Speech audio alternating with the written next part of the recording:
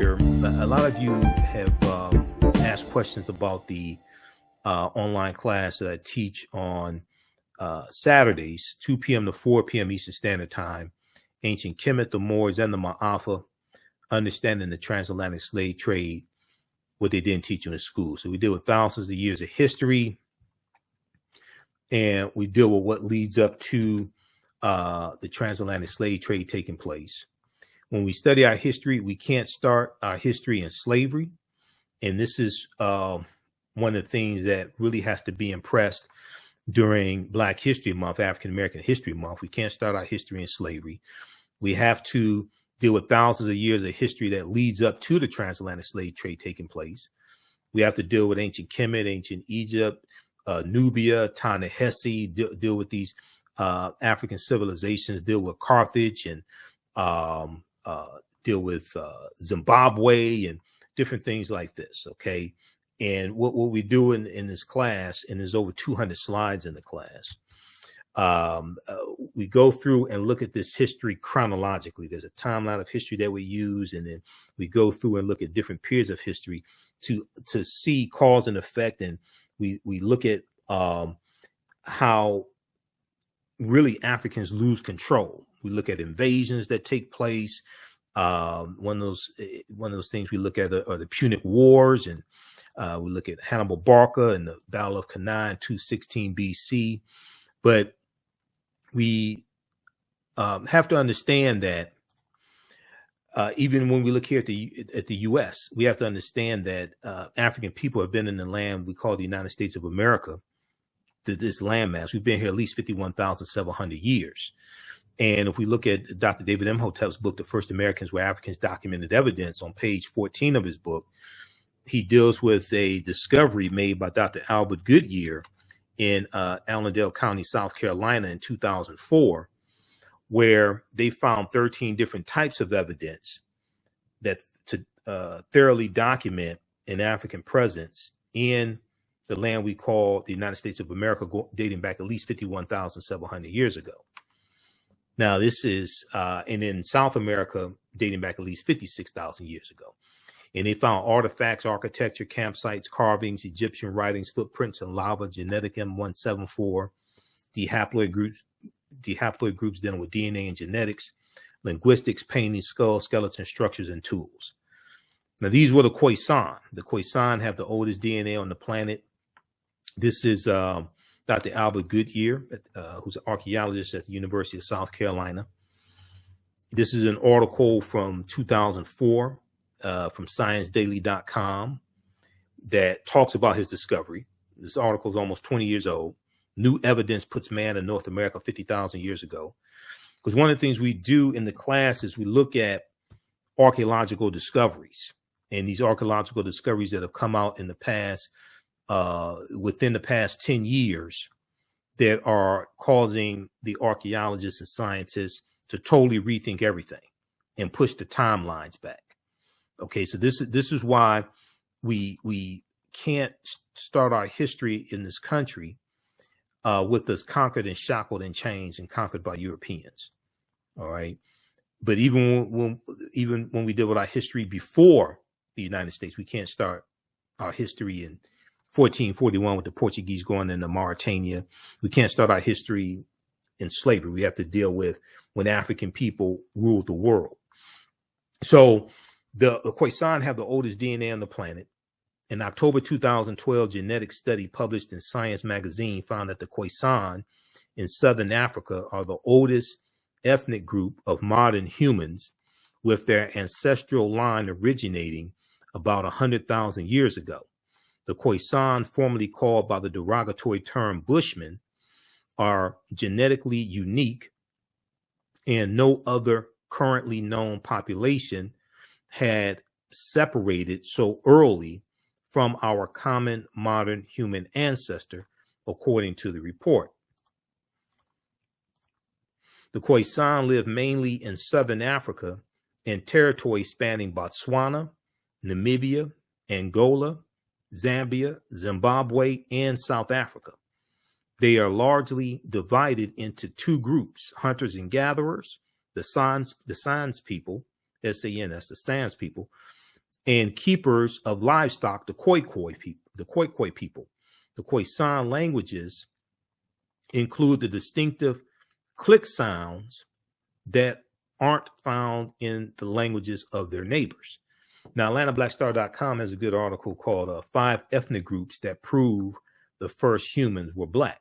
Okay. And then we have the people of the Andaman Islands as well. There's a number of different archaeological discoveries that we look at that will totally blow your mind, and they're causing the archaeologists and paleontologists and scientists to understand that all of this is much older than we thought, and they have to keep pushing the timelines back. I mean, there was an ancient beer factory discovered. It was discovered last year. It was discovered in 2021 in Egypt that dates back 5,000 years. But this discovery right here, New York Times has an article from February 2010 on Crete, new evidence of very ancient mariners. On Crete, new evidence of very ancient mariners. And this discovery deals with on the Greek island of Crete, which has been an island for more than 5 million years. They found stone tools that date back at least 130,000 years ago. They found stone tools that date back at least 130,000 years ago. And they said this is looked at as evidence, because it's considered strong evidence for the earliest known seafaring in the Mediterranean. Now, Crete has been an island for more than 5 million years, meaning that the tool makers must have arrived by boat. You're talking about 130,000 years ago. Okay. And one of the things Dr. David Imhotep deals with is how we were sailing 130,000 years ago. So this seems to push the history of Mediterranean voyaging back more than 100,000 years, specialists in Stone Age archaeology say. Previous artifact discoveries had shown people reaching Cyprus, a few other Greek islands, and possibly Sardinia no earlier than 10 to 12,000 years ago. So this is causing them to have to rethink everything.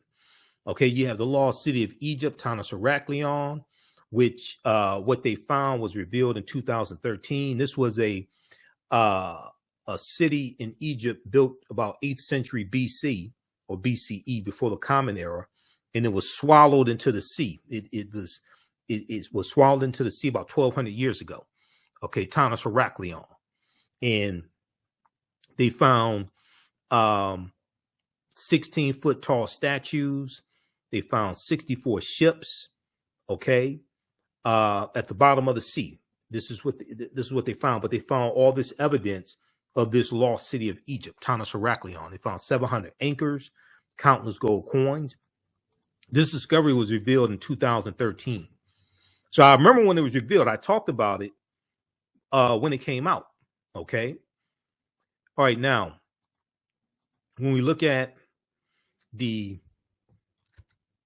Washington Monument, that is a ancient African symbol called a Tekken, which comes from the mythology of Asar, Aset, and Heru, who the Greeks called Osiris, Isis, and Horus. And there were about 1,200 Tekkenu all throughout ancient Kemet.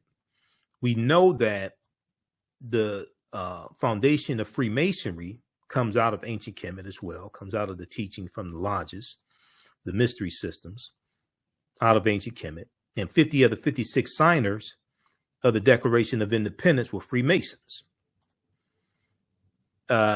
Egypt. So there's some books that we reference in the class. You don't have to buy any of the books to follow along. But one of them is Egypt on the Potomac by Tony Browder. And I've interviewed, Browder's a friend of mine. I've interviewed him a number of times. Brilliant historian and archaeologist. There were approximately 1,200 Tekkenu built in ancient times, but only about a dozen are found in Egypt today. Many of the Tekhenu removed from Egypt are now in Istanbul, Turkey, London, England, Paris, France, Berlin, Germany, Vatican City in Italy, Rome, Italy, Vatican City, and elsewhere throughout the world.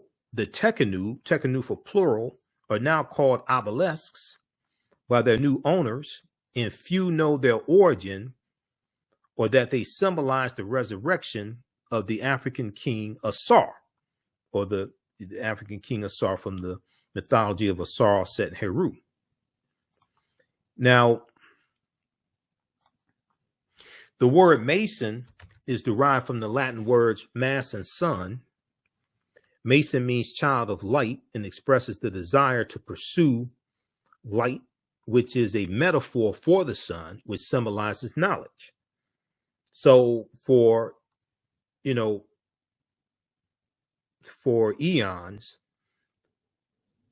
light has been associated with knowledge.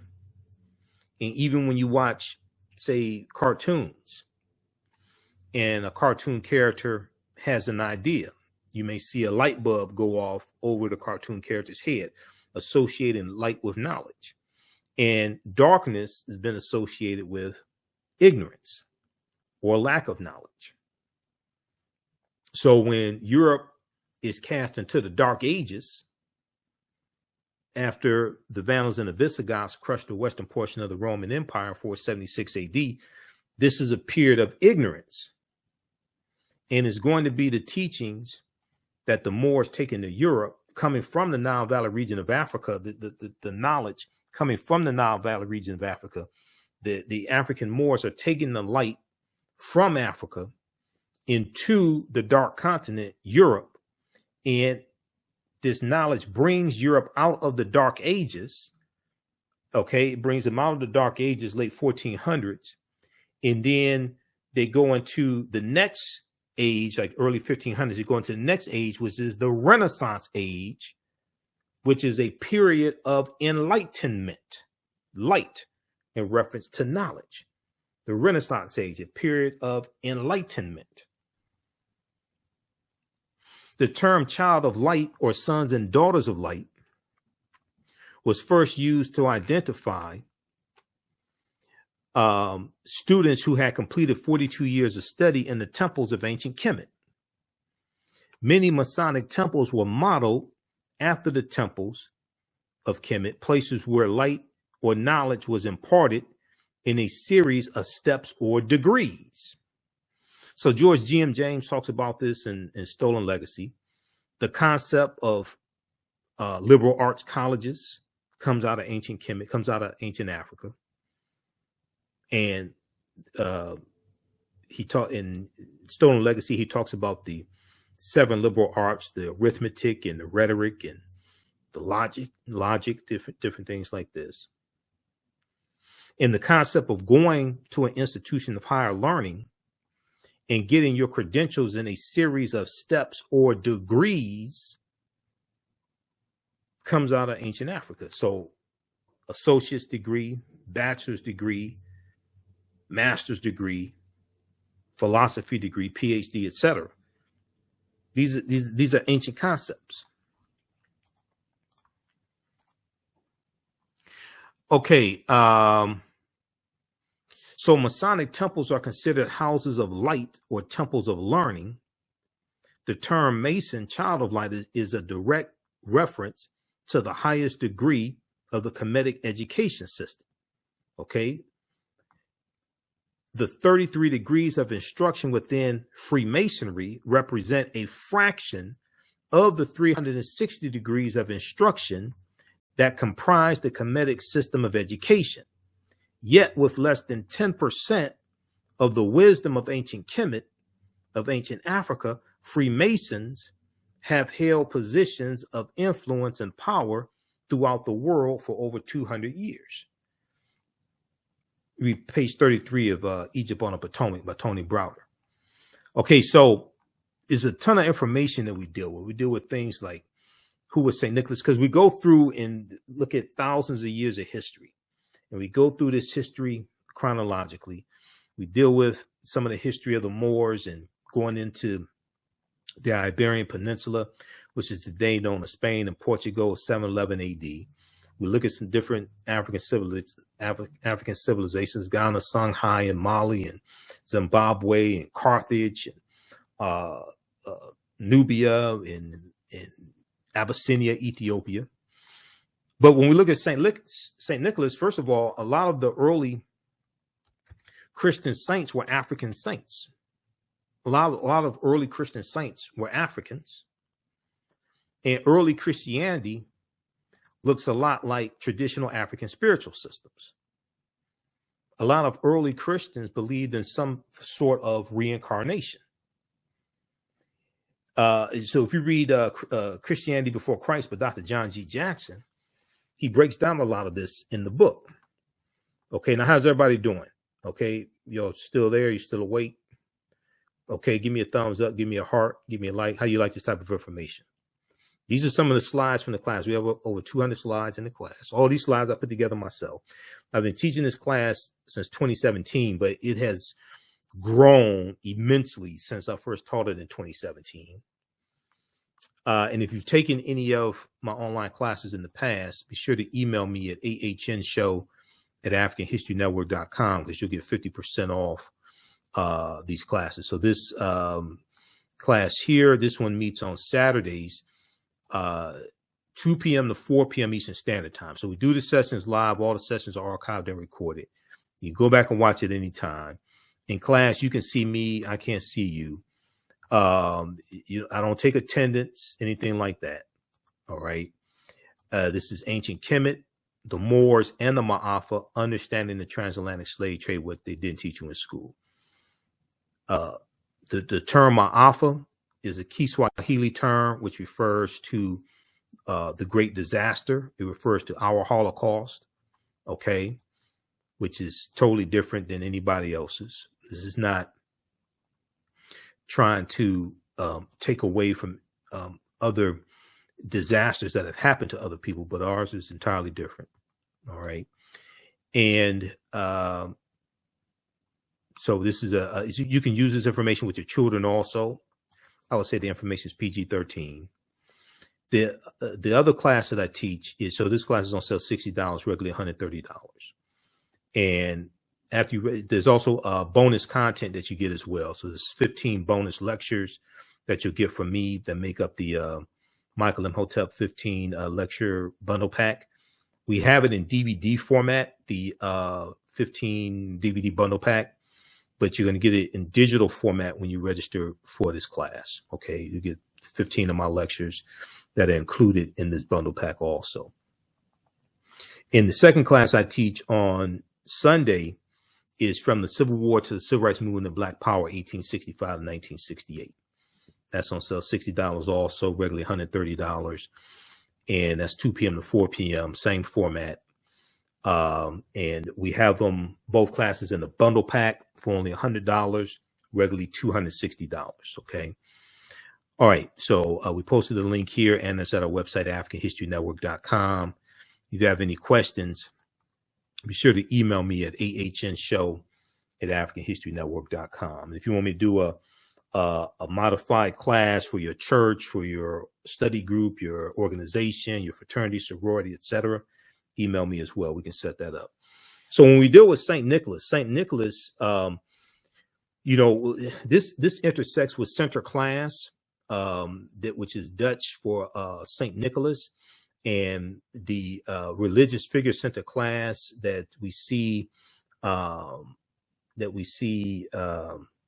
worshipped in the Netherlands and Holland, things like this. And then this also gets into Black Pete, Zwarte Piet, who is a Moor, Black Pete the Moor. And you have these Europeans who have a parade and celebrate Zwarte Piet and Black Pete. And they put on blackface and Afro wigs, okay? And they this right here. They put on blackface and Afro wigs. All right. And they celebrate the coming of Sinterklaas and Black Pete. Now, from Sinterklaas, from this religious figure of Sinterklaas, you get the secular figure, the mythological figure of Santa Claus. Okay. And Sinterklaas is introduced into the U.S. in the early 1700s by the Dutch.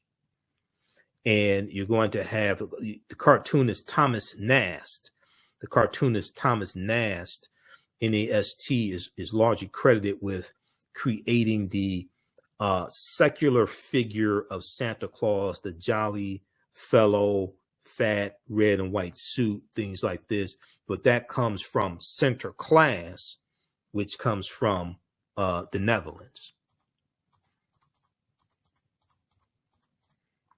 But if we look at Bishop Nicholas of Myra, which is modern day Turkey, he was a Greek Orthodox bishop born in 280 AD. He was African, by the way, as well, as many of your early saints were. He was born to wealthy parents and gave away his inheritance to the poor. He's a patron saint to children, seamen, prostitutes, pawnbrokers. And patron saints are saints who are said to watch over different groups of people. These are patron saints. And the concept of the patron saints is going to come from the Neteru, because when you study the Neteru, coming out of ancient Kemet, and you have like Ma'at and Auset. Auset is associated with love and fertility. Auset, the mother of Heru, and we know that this is where you get the first Holy Trinity of Asar, Auset, and Heru. Heru, born of a virgin birth, December 25th, which ties into astronomy. All right, and you deal with. I've done a whole presentation dealing with the winter solstice and why Christmas is celebrated on December 25th. We deal with that in the class as well. There's a whole separate lecture I've done dealing with that in ancient Kemet, the winter solstice, and the history of Christmas. But Christ is not a name, it's a title, dealing with anointed or the anointed one. Christ coming from the Greek Christos, coming from the Kemetic ka rest, ka meaning spirit, rest meaning to rise. When you study all this, it takes you right back to ancient Africa or Sumer or Mesopotamia, and we're dealing with a retelling of ancient stories. We're dealing with a retelling of ancient stories told over and over again, adapted to various people's cultures throughout thousands of years. Okay, and their ethnicity is put on it, their names are put on it, and their ideology that coming from their culture, their mores, their cultures, things like this are infused into these stories. When you look at in Europe, they were worshiping the Black Madonna and Child even before the Moors go into Europe, which comes from Asar, Auset, and Heru. But you still have statues of the Black Madonna and Child in Europe right now, in France, in Spain, in Portugal, Germany, Czechoslovakia, Russia. And from the Black Madonna and Child, you get the decolorized version of the white Mary and Jesus. And as Europeans are coming out of the Dark Ages and they start conquering other people's lands and extracting the wealth out of people's lands, extracting the mineral wealth and building up Europe, because Europe had been devastated by the Black Death, the bubonic plague, and from 1347 to 1400, Europe loses between a quarter to a third of their population. But as you see a rise in European powers, you're going to see a rise in the dominance of the European phenotype. European phenotype gets elevated, and a lot of these different figures that were traditionally African figures, mythological, etc., get reinterpreted as European. When you study Zeus amongst the Greeks, in Greek mythology, they tell you Zeus comes from Ethiopia. We know the word Ethiopia, and Ethiops is Greek, which means sunbird. But they tell you Zeus comes from Ethiopia. Originally, Hercules was black. Then you're going to see Michelangelo paint the Sistine Chapel, and he uses his aunt and uncle as the models for Adam and Eve. You're going to see this reinterpretation of these traditional figures that were traditionally African.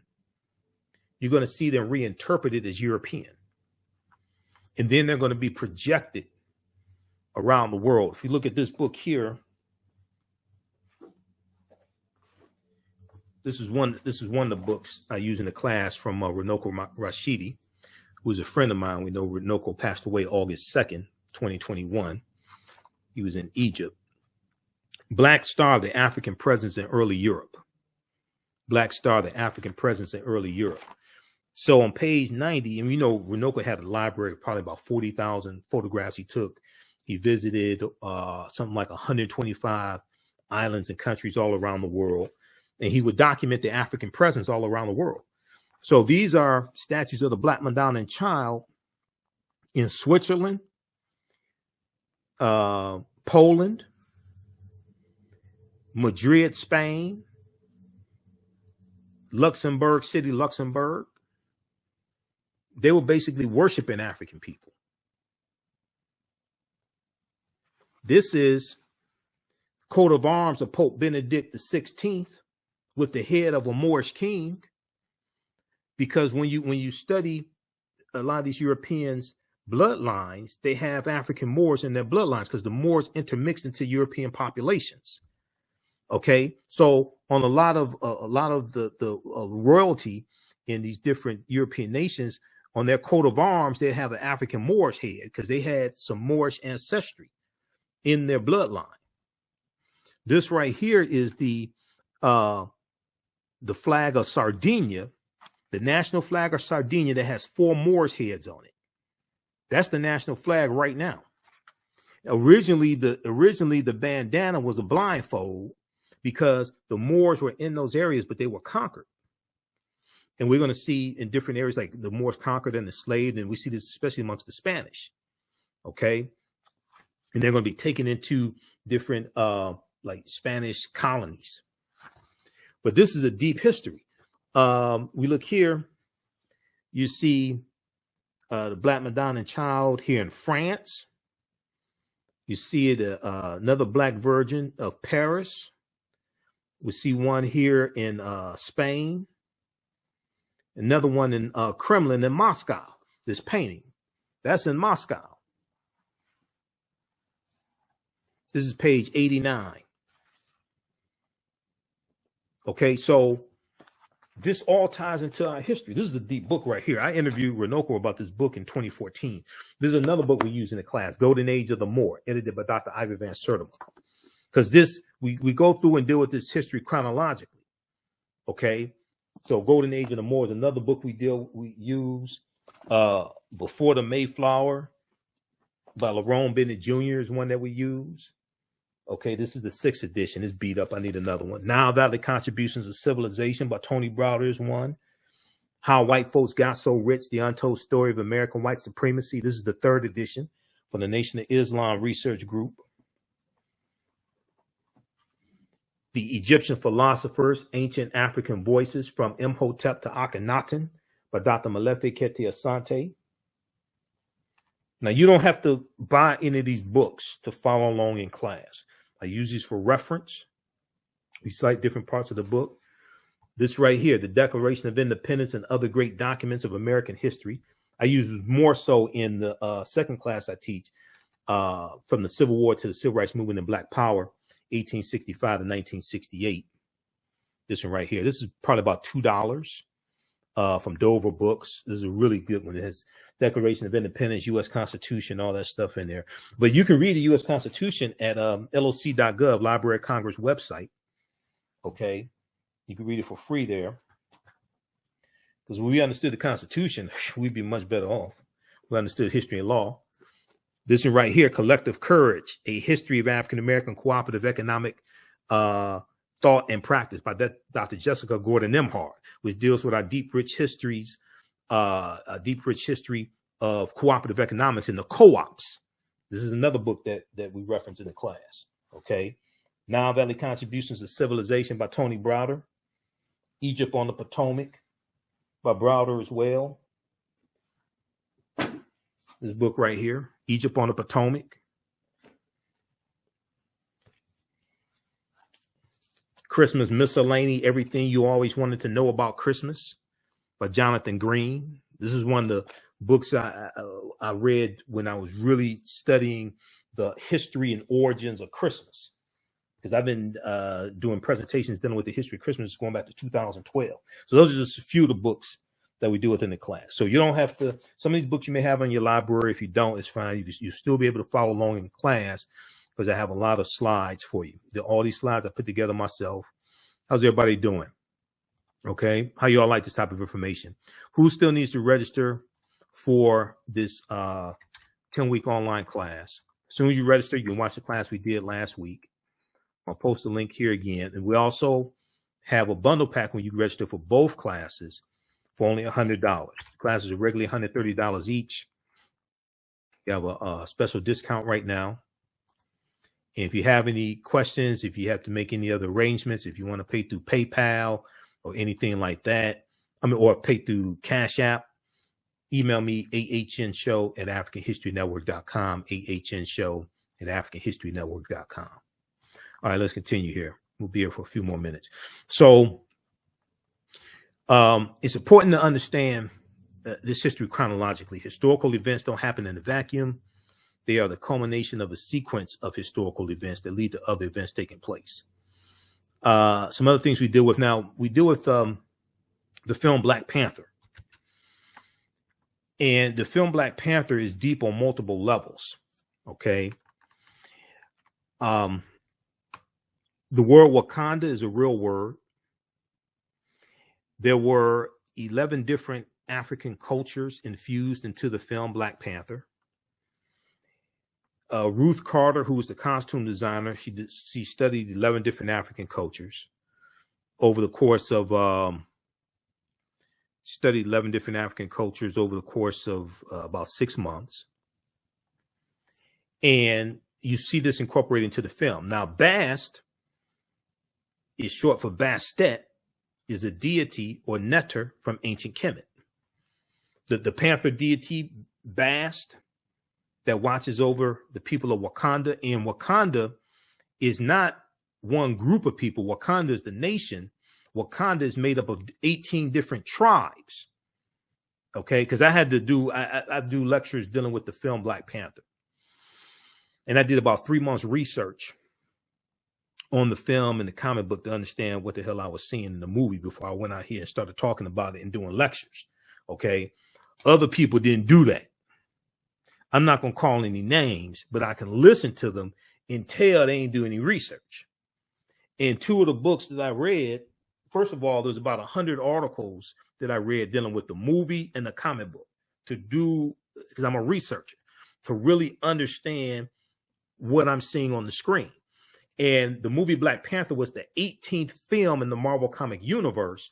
And all those films have an interconnected storyline.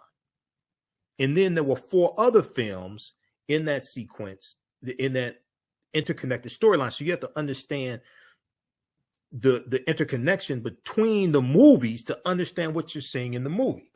These are 2 books that I read on the film Black Panther to understand what it is that I'm seeing in the movie before I go out here and start talking about it and doing presentations across the country. The official movie special, Black Panther.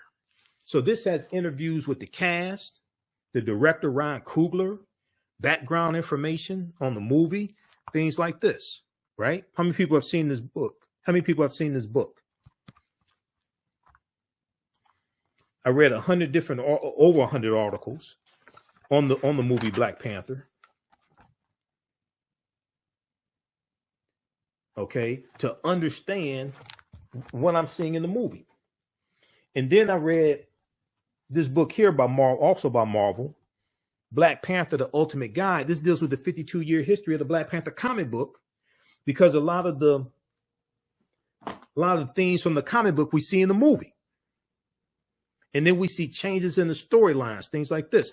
So I had to study the Dora Milaje comes straight out the comic book. I had to study the history of the comic book to understand what I'm seeing in the movie before I go out here and start doing presentations on the movie.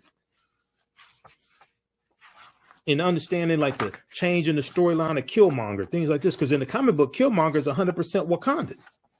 He's not half Wakandan, half African American. And look at the introduction of Black Panther in the Fantastic Four comic book. All this stuff. Okay. So when we look at Wakanda, first of all, Wakanda is a real word. Wakanda means possesses secret powers in the Omaha Ponca Native American language and the Sioux Indian language. And then Wakanda is also a Bantu word as well. Now, when we look at Bast or Bastet, Bastet is an ancient Egyptian goddess or neter worshipped in the form of a cat or in the form of a lioness and later a cat. She's a goddess of warfare in Lower Kemet, worshipped as early as the second dynasty, about 2890 BCE, before the Common Era. When we look at the Black Panther comic book, Wakandan religion and its tribes. The religion of the Wakandan people first developed during the pilgrimage to the land in their conflict with the originators. The gods of Wakanda formed from the heroes of humans within the tribe. Ascending to the status of a god, these heroes became the Orisha. The Orisha are the names of the deities in the spiritual system of Ifa, which is practiced amongst the Yoruba of Nigeria. This is in the comic book, the Orisha. Some people say Orishas, but a brother from Nigeria told me, he said it's Orishas.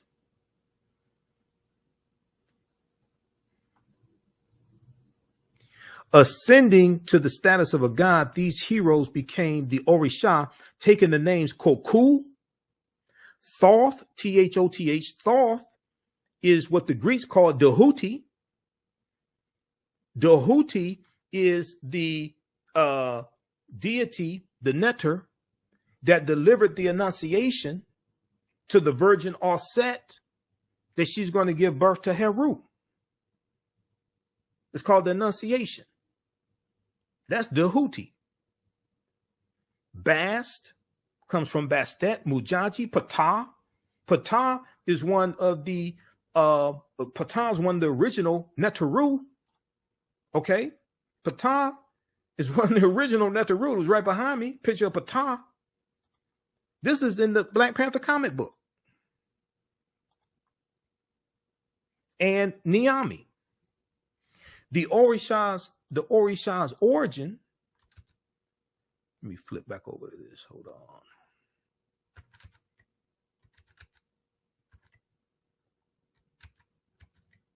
The Orisha's origin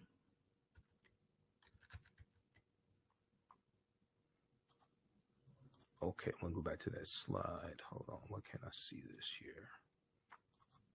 All right, here we go. Should be able to see it now. The Orisha's origins date back to the ancient Egyptian beings known as the Inuit. So if you study ancient Kemet, you know the Inuit refers to the 9 original Neteru. This is out of the Black Panther comic book. What are the Inuit? Inuit means group of 9 in Greek. In ancient Kemet, they were called Pesjet. The 9 Neteru were Atum, which is the sun, Shu, which is air, Tefnut, moisture, Geb, earth, and Nut, sky, Asar, who the Greeks called Osiris, Aset, Isis, Seth, Set, who was the brother of Asar, and Nephthys. This is known as the Ennead, which comes straight out of ancient Kemet, but that's in the Black Panther comic book. Read pages 274 and 277 of Ancient Egypt by Lorna Oakes and Lucia Galen. Also Nile Valley Contributions to Civilization. And they break this down in the book, because pages 274 to 277, they have a chart of the Neteru.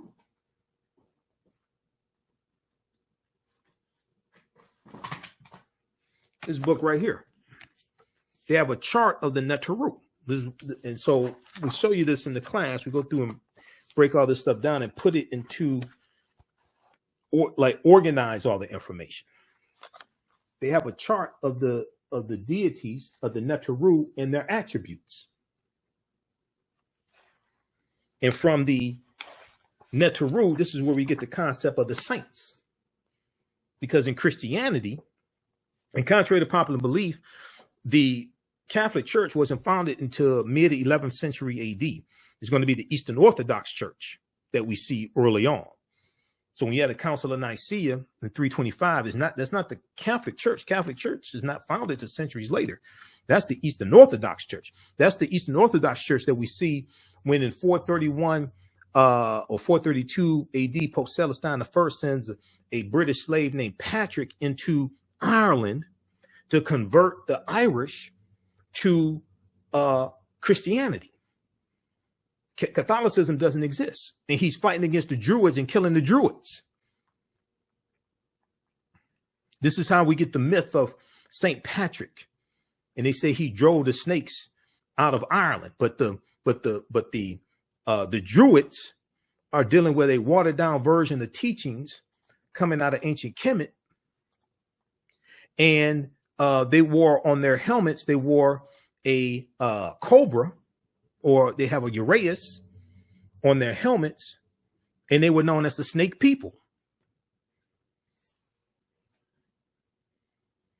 We also deal with things like because we deal with the Crusades, starting at about 1096 AD, 1095, 1096 AD, the Crusades. And we know during the Second Crusade, you have the Knights Templar formed in 1118 AD. The Knights Templar are they're learning from the Moors, and they become very powerful. And the Knights Templar in France, they're going to be disbanded October 13th, 1307. And we deal with this whole thing called frigatriskaidekaphobia, which is the fear of Friday the 13th, and triskaidekaphobia, which is the fear of the number 13.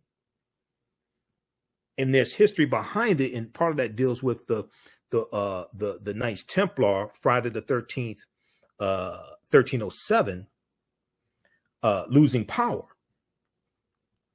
But the teachings of the Knights Templar go underground, and they resurface as the Freemasons and Rosicrucians and these different other secret societies or societies with secrets.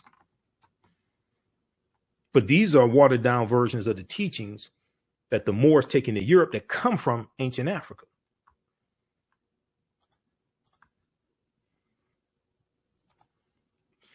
So this is just a sample of the type of information that we deal with. In Wisconsin, there's a water park called Wakanda, because Wakanda is an ancient term. You have a school in Nebraska named Wakanda. You have a water park in Wisconsin named Wakanda.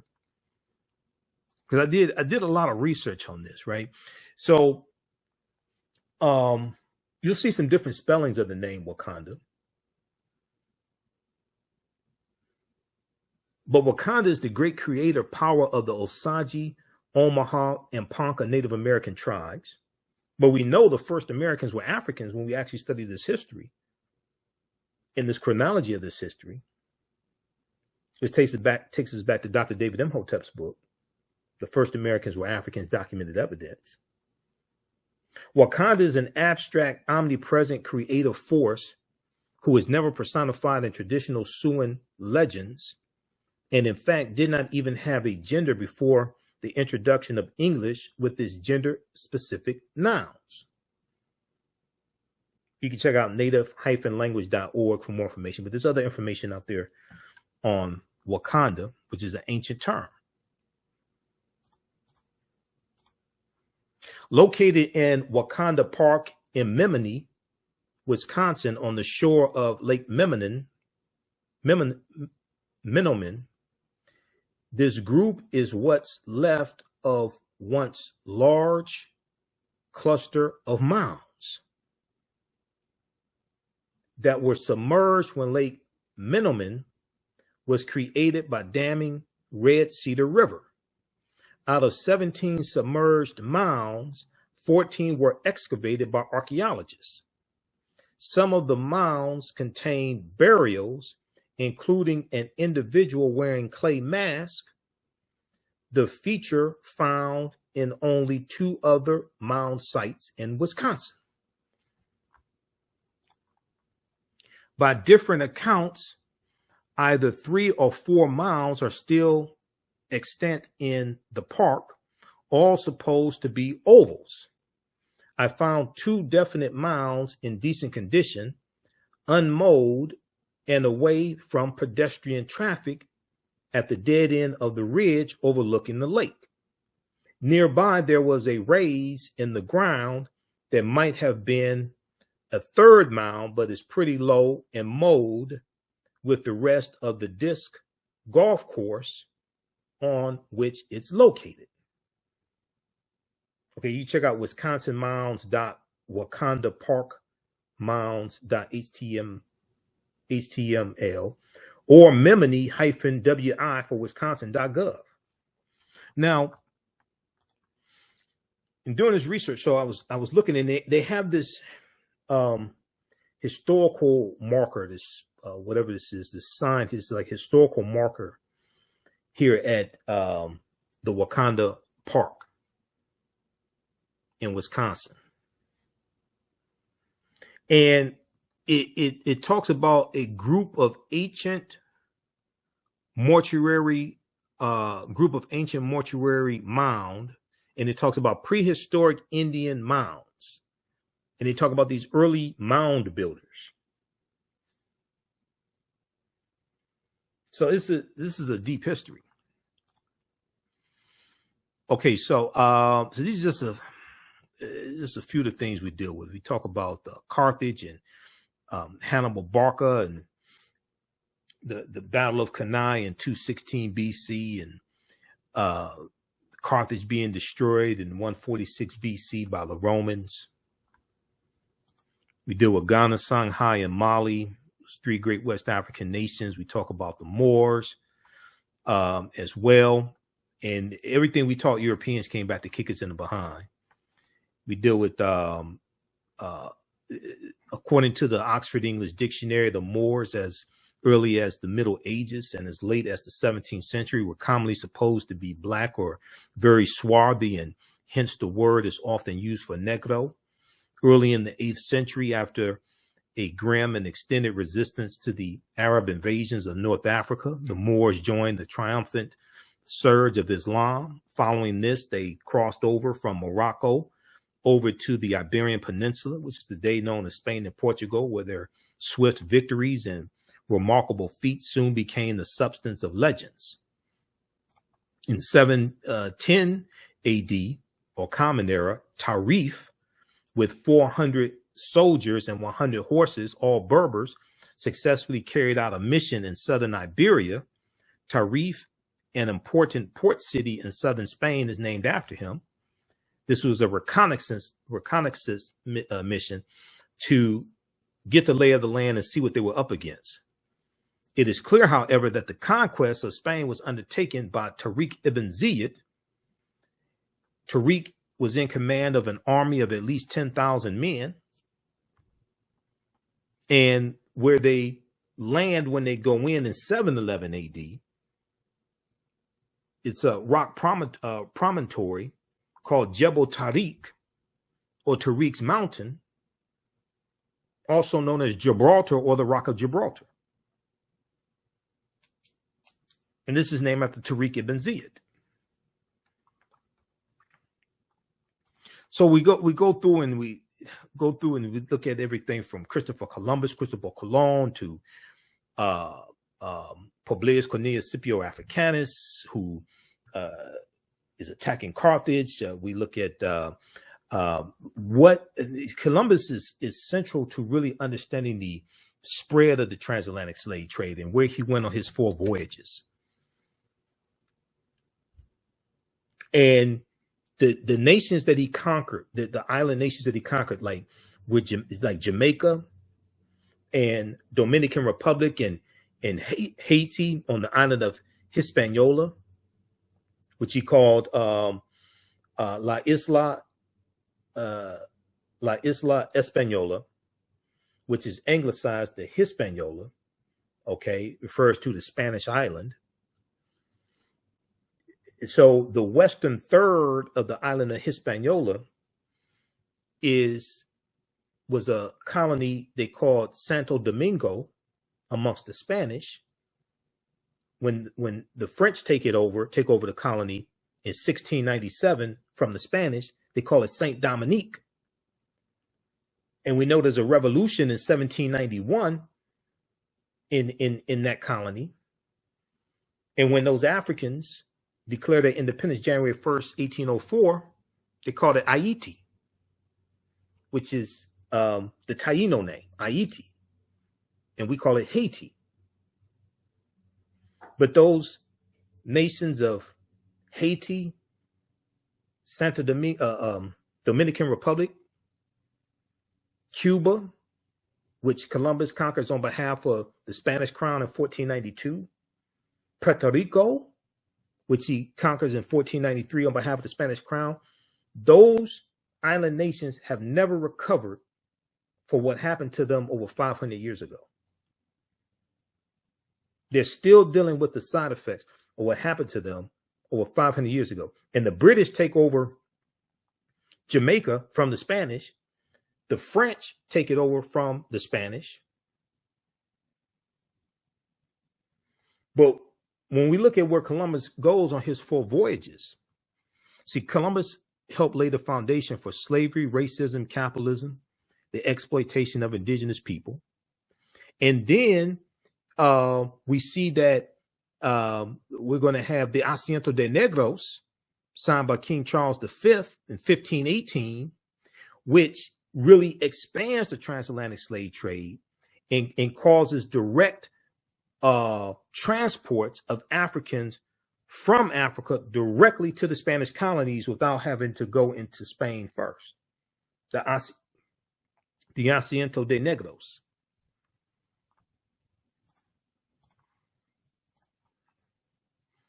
So we go through and look at a timeline of history. We deal with things like what are papal bulls? We deal with what was the transatlantic slave trade, the forced voyage of African people from Europe to Africa to the Americas. 1488, Pope Innocent VIII, he wasn't so innocent.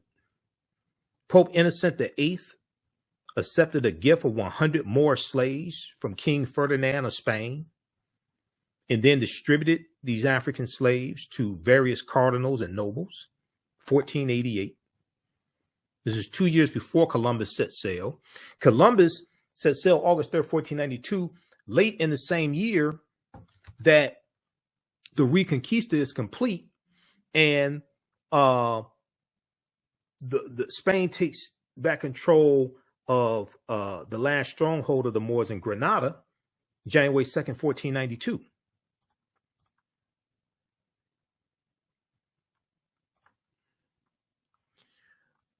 When we look at, let me see here. What was the Middle Passage?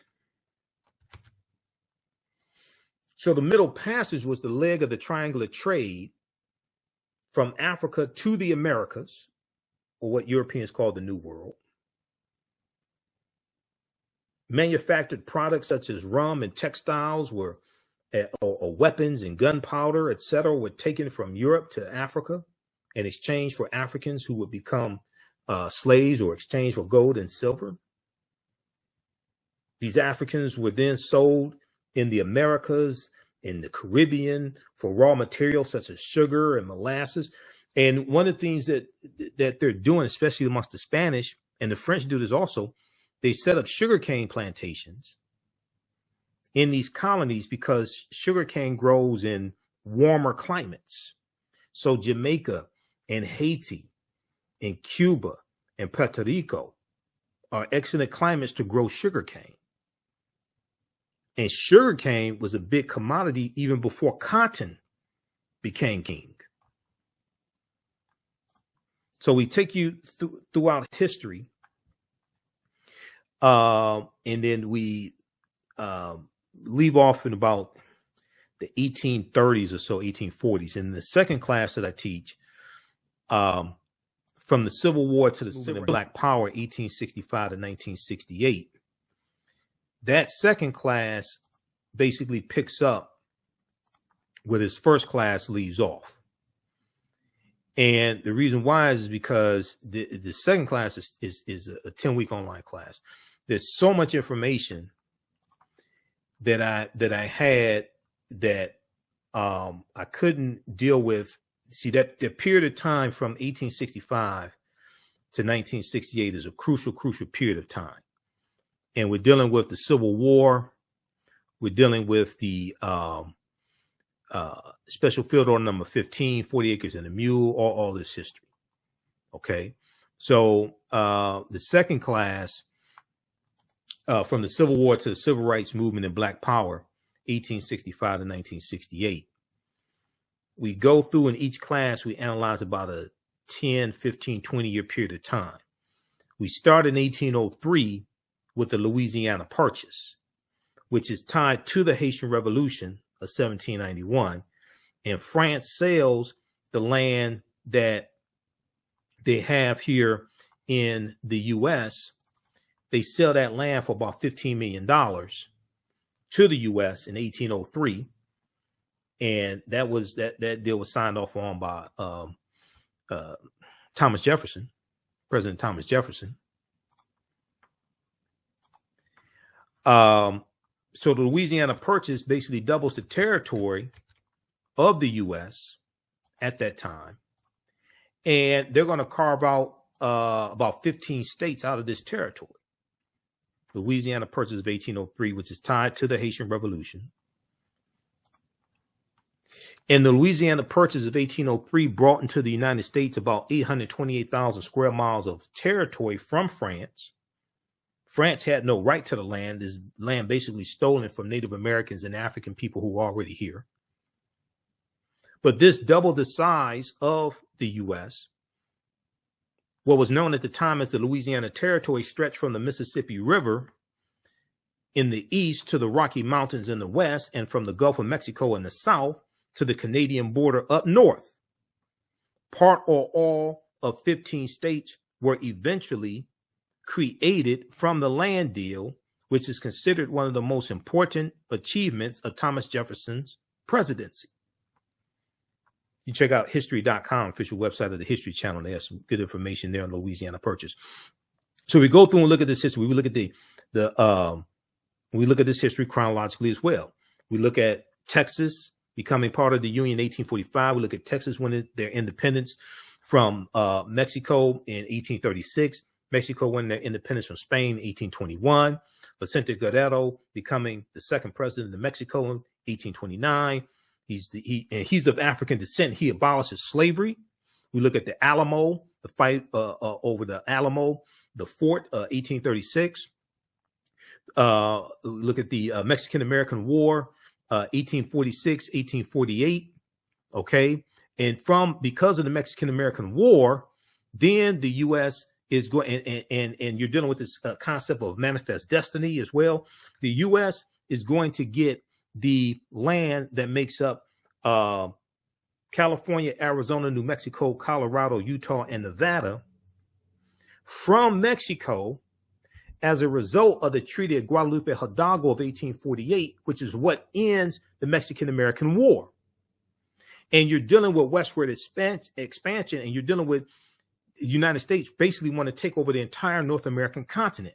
You're dealing with territorial disputes. This is how the Mexican-American War starts.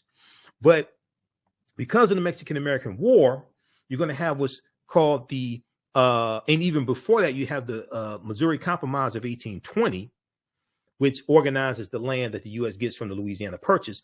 But the Compromise of 1850 organizes the land that the U.S. gets from Mexico. And it comprises, the Compromise of 1850 comprises of 5 bills.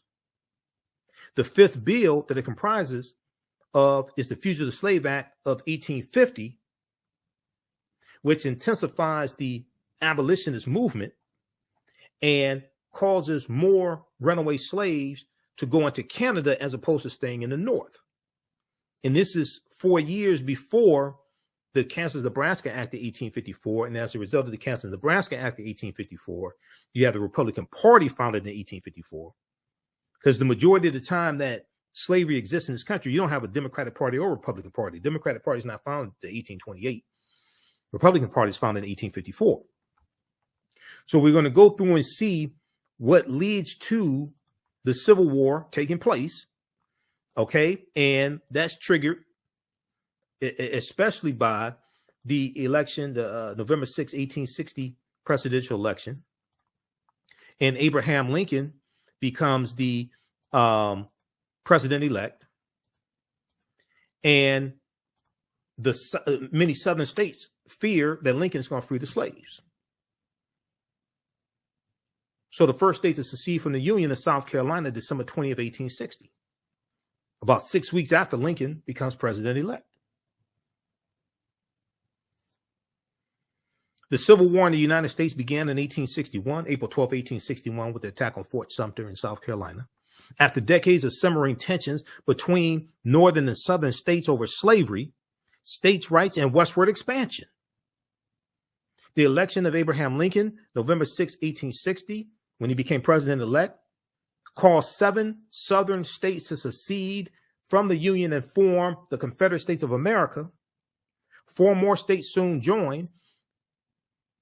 The war between the states, as the Civil War was also known, ended in Confederate surrender in 1865.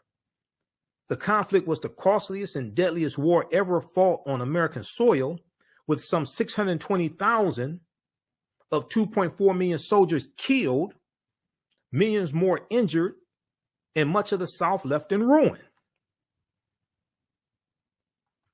And then we deal with Reconstruction, which is a crucial period of history, which is not really taught in schools. Reconstruction, 1865 to 1877, where African Americans were showing America really how to have a democracy. There's a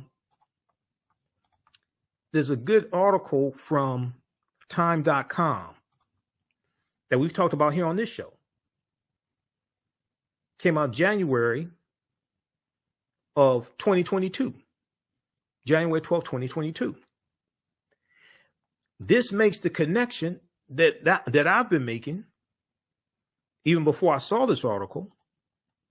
This makes the connection between the political violence targeting African Americans and white Republicans during the Reconstruction era. It makes the connection between that and the January 6, 2021 insurrection, instigated by the traitor-in-chief, Donald Trump.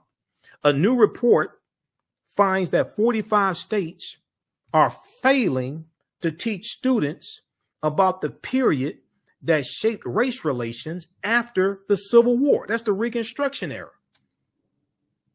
A new report finds that 45 states out of 50 are failing to teach students about the period that shaped race relations after the Civil War. We're still dealing with the effects of the Civil War and Reconstruction ended in 1877. We're still dealing with those effects today. In the aftermath of the insurrection, January 6, 2021, at the U.S. Capitol, many leading historians drew parallels between the violence and the Reconstruction era, the period of political revolution directly following the American Civil War. Quote, the events we saw reminded me very much of the Reconstruction era and the overthrow of Reconstruction in 1877, which was often accompanied or accomplished, I should say, by violent assaults on elected officials, which is why you needed the Ku Klux Klan Act of 1871. This is a quote from Eric Foner, Pulitzer Prize winning historian and author of Reconstruction, America's Unfinished Revolution, 1863 to 1877. He said this in an interview with the New Yorker published a week after the January 6th insurrection. This is what I've been saying on the show. I said, dude, that's what happened during Reconstruction. Clinton, Mississippi massacre, 1874, Vicksburg, Mississippi massacre. When you go study these riots and massacres during Reconstruction, but then after Reconstruction ends, a lot of that was over.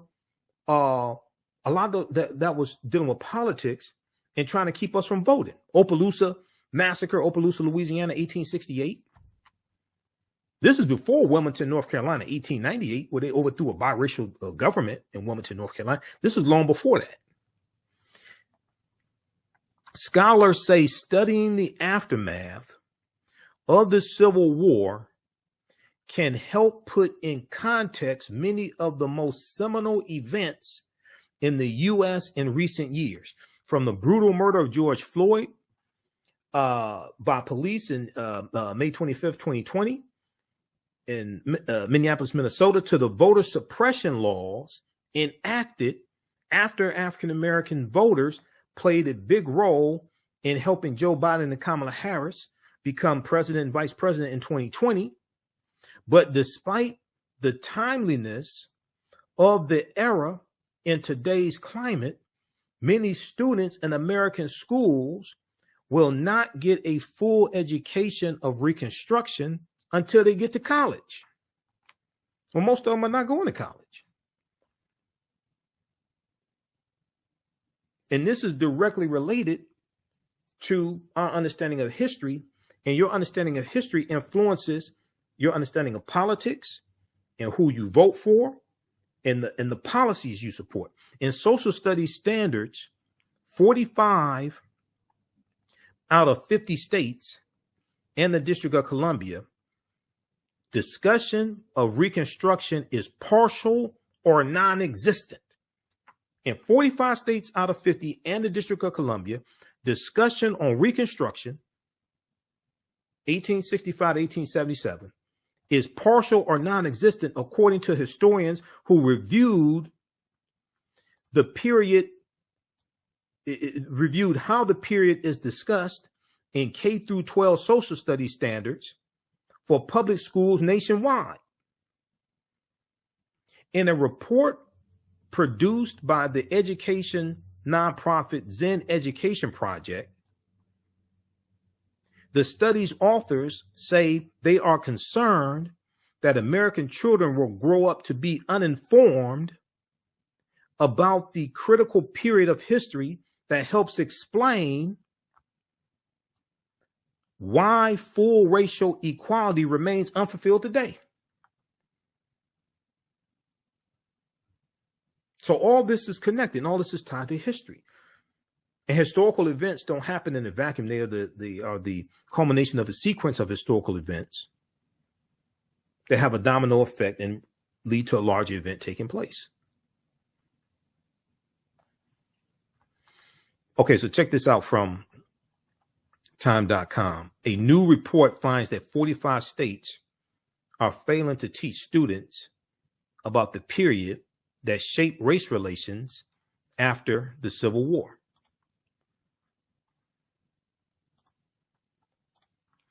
All right, how's everybody doing? How y'all like this type of information? So I teach the classes on the weekends, Saturdays and Sundays, 2 p.m. to 4 p.m. Eastern Standard Time.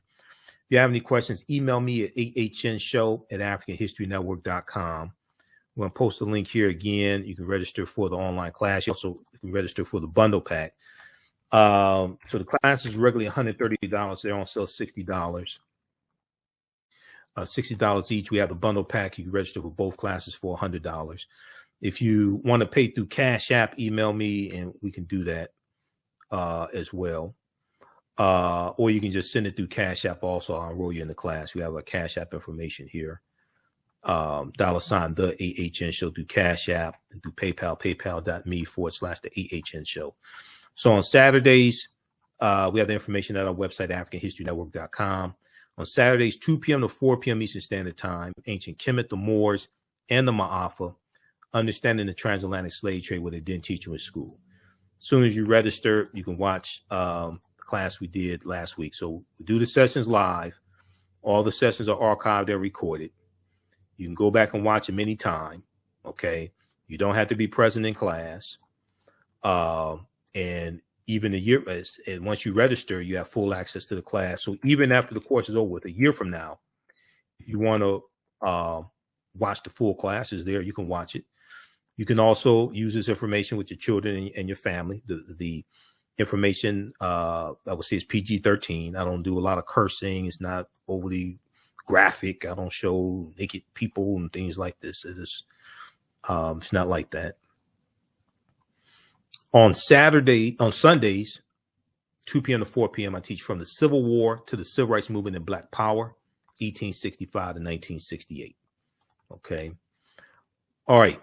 And then all of my DVD lectures and digital downloads are at our website, AfricanHistoryNetwork.com. If you have any questions, email me. If you want me to do a presentation or you want me teaching these classes for your churches, your study groups, organizations, fraternities, sororities, you want me to do a modified, a shorter version of these classes, or you want me to do a presentation for your group or organization, email me as well.